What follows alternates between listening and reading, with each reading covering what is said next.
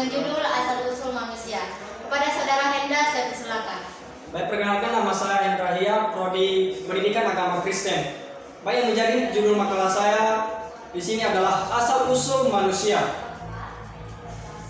Menjadi bab satu saya atau latar belakang dari makalah ini adalah manusia pada mulanya diciptakan pada hari ke-6, yang merupakan tindakan Allah secara langsung. Dia mengambil debu tanah dan membentuk manusia itu segambar dan serupa dengannya. Kemudian Allah menghembuskan nafas kehidupan sehingga manusia itu dapat hidup. Bisa kita lihat di dalam Kejadian pasal 2 ayat yang ke-7. Ketika itulah Tuhan Allah membentuk manusia itu dari debu tanah dan menghembuskan nafas hidup ke dalam hidungnya. Demikianlah manusia itu menjadi makhluk yang hidup. Di sini ada menurut para ahli yang bernama William W. Merzi dan Stanley M. Horton dalam bukunya Doktrin Alkitab yang mengatakan bahwa asal-usul umat manusia adalah amat sederhana, namun sangat dalam. Jadi dari pendapat di atas dapat kita katakan bahwa manusia pada dasarnya sangat mulia dibanding dengan ciptaan yang lainnya, di mana manusia diciptakan segambar dan serupa dengan Allah, dan juga manusia itu memiliki pengetahuan, tahu tentang yang baik dan yang jahat. Jadi manusia juga diberikan kuasa oleh Allah untuk menguasai bumi dan mengusahakan binatang-binatang, ikan-ikan, burung-burung di udara, sehingga itulah yang membedakan antara manusia dan ciptaan yang lainnya. Yang menjadi rumusan masalah saya di sini, yang pertama, apa itu manusia? Dua, bagaimana proses asal-usul manusia di dalam Alkitab? Dan ketiga, apa dasar-dasar Alkitab dan teori evolusi mengenai asal-usul manusia?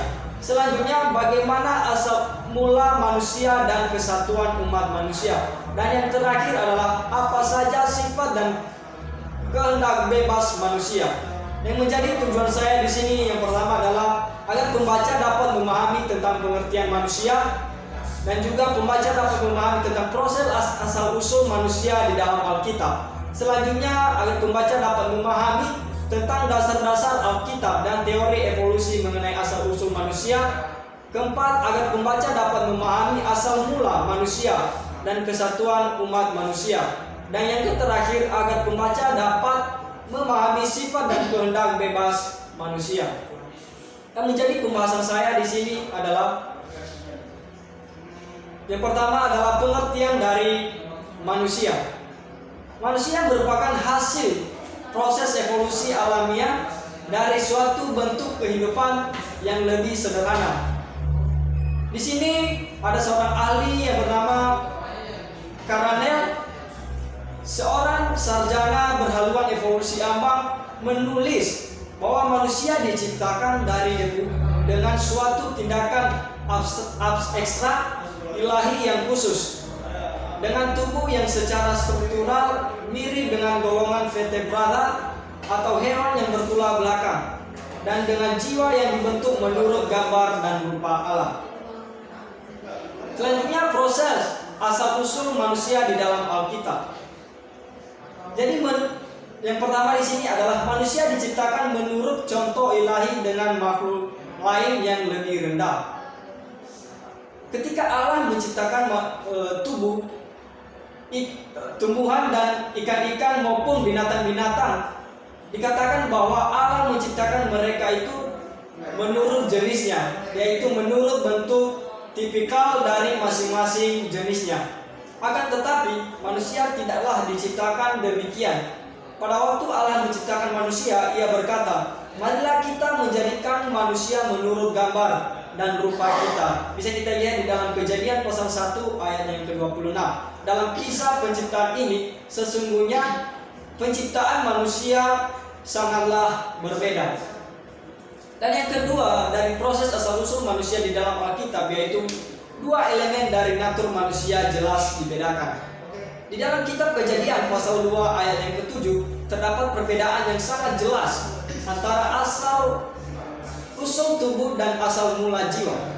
Tubuh kita ini Allah membentuk dari debu tanah. Sedangkan dalam penciptaan tubuh Allah memakai materi yang sudah ada terlebih dahulu. Akan tetapi dalam penciptaan jiwa Allah tidak memakai materi yang sudah ada sebelumnya, tetapi Allah menciptakan substansi baru. Jadi jiwa manusia sungguh-sungguh sebuah ciptaan Allah yang baru. Jadi kedua elemen ini adalah tubuh dan nafas atau roh kehidupan yang dihembuskan Allah pada manusia, dan oleh penggabungan dari keduanya manusia menjadi makhluk yang hidup, yang berarti kebenaran yang hidup. Dan yang ketiga adalah segera ditempatkan manusia dalam kedudukan yang mulia. Dalam seluruh penciptaan Allah atas alam semesta ini, maka manusia dikatakan berada di puncak segala susunan penciptaan. Jadi di sini manusia dimahkotai sebagai raja atas semua ciptaan yang lebih rendah. Dan manusia itu sendiri berhak memerintah semua ciptaan yang lain. Maka di sini Allah memberikan tugas dan tanggung jawab kepada manusia sebagai makhluk yang sangat mulia, yang menjadi seluruh alam dan seluruh ciptaan yang ada di bawah kuasanya menjadi pelayan bagi maksud dan kehendaknya, dalam tujuan bahwa ia dan seluruh makhluk hidup yang ada di bawahnya memuliakan Allah yang Maha Kuasa dan Tuhan dari seluruh alam semesta. Dasar-dasar Alkitab dan teori evolusi mengenai asal-usul manusia. Yang pertama, dasar Alkitab. Penciptaan berpuncak pada humanitas, di mana dunia spiritual dan dunia material disatukan. Jadi menurut kisah penciptaan di dalam Kejadian pasal 1 ayat 26, di situ bahwa umat manusia laki-laki dan perempuan diciptakan pada hari ke-6 setelah diciptakan binatang-binatang di darat. Keduanya diciptakan pada hari yang sama, keduanya juga dibentuk dari debu tanah. Tetapi bersama kedekatan ini ada pula perbedaan yang besar.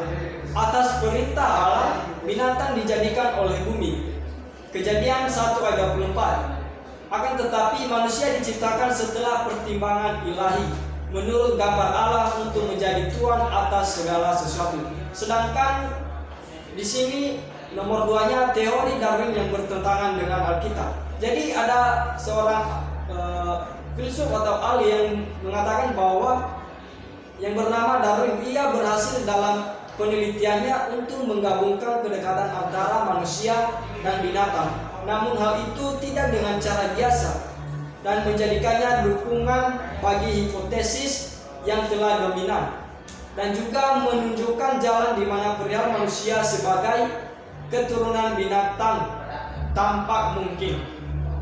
Selanjutnya, asal mula manusia dan kesatuan umat manusia. Yang pertama, pengakuan Alkitab tentang kesatuan umat manusia. Alkitab mengajarkan bahwa seluruh umat manusia berasal dari satu pasang manusia. Allah menciptakan Adam dan Hawa sebagai awal dari spesies manusia, dan juga memerintahkan mereka untuk beranak cucu dan memenuhi bumi. Selanjutnya, pengakuan ilmu pengetahuan tentang kesatuan manusia. Orang-orang Yahudi kuno mempunyai teori autoetonisme, yaitu bahwa manusia muncul dari tanah oleh karena kelahiran spontan, sehingga hal itu adalah satu teori tanpa dasar, sebab kelahiran spontan tidak pernah terbukti dan disepelekan. Selanjutnya, sifat dan kehendak bebas manusia. Sifat manusia.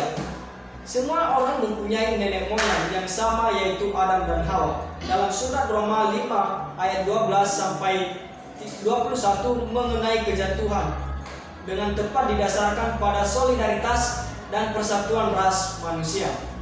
Sehingga di dalam persatuan ini kecenderungan kepada dosa yang disebabkan oleh kejatuhan Adam menjangkau seluruh ras manusia. Selanjutnya, yang kedua, kehendak bebas manusia. Kehendak bebas secara etimologi berarti kehendak, kemauan, keinginan, dan harapan yang keras. Bebas adalah lepas sama sekali, tidak terikat atau terbatas, dan merdeka. Dari pandangan etimologis Di atas dapat didefinisikan tentang kehendak bebas adalah manusia sebagai ciptaan Allah diberikan kemauan dan keinginan yang tidak terikat atau tidak terbatas. Yang menjadi penutup saya atau kesimpulan saya dalam judul makalah saya ini adalah manusia adalah ciptaan Tuhan yang sangat mulia. Tuhan menciptakan manusia pada hari yang ke-6. Ia juga membentuk manusia dari debu tanah dan juga menghembuskan nafas kehidupan dan manusia menjadi makhluk yang hidup. Allah menciptakan manusia itu menurut gambar dan rupanya. Manusia diciptakan istimewa dari ciptaan yang lain. Oleh sebab itu, manusia itu sendiri yang berkuasa atas semua ciptaan yang lain. Allah memberikan kuasa kepada manusia. Alkitab juga mengaku tentang kesatuan manusia, bahwa manusia itu sendiri berasal dari satu pasang manusia, sedangkan pengakuan ilmu pengetahuan tentang kesatuan manusia mengatakan bahwa manusia muncul dari tanah oleh karena kelahiran spontan, sehingga hal itu merupakan satu teori tanpa dasar sebab. Jadi demikian saja presentasi saya ucapkan terima kasih. Baiklah, terima kasih atas presentasinya. Menurut di dalam makalah Anda terdapat teori Darwin yang menjelaskan bahwa manusia itu sebagai keturunan binatang. Apakah saudara Henda setuju dengan hal itu atau tidak? Berikan alasannya. Baik, terima kasih atas pertanyaan dari saudara Lea. Bahwasanya di sini menurut saya bahwasanya manusia bukan keturunan dari binatang. Jadi teori itulah yang bertentangan di dalam dasar-dasar Alkitab. Jadi di sini bahwasanya saya tidak setuju kalau dikatakan bahwasanya manusia itu keturunan dari binatang. Jadi jikalau kita mengetahui bahwa manusia itu diciptakan oleh Allah dari debu tanah, bukan dari keturunan binatang atau hewan yang bertulang belakang atau vertebrata. Jadi demikian saja. Baiklah, demikian saja presentasi hari ini. Saya ucapkan terima kasih. Salam Channel Engine.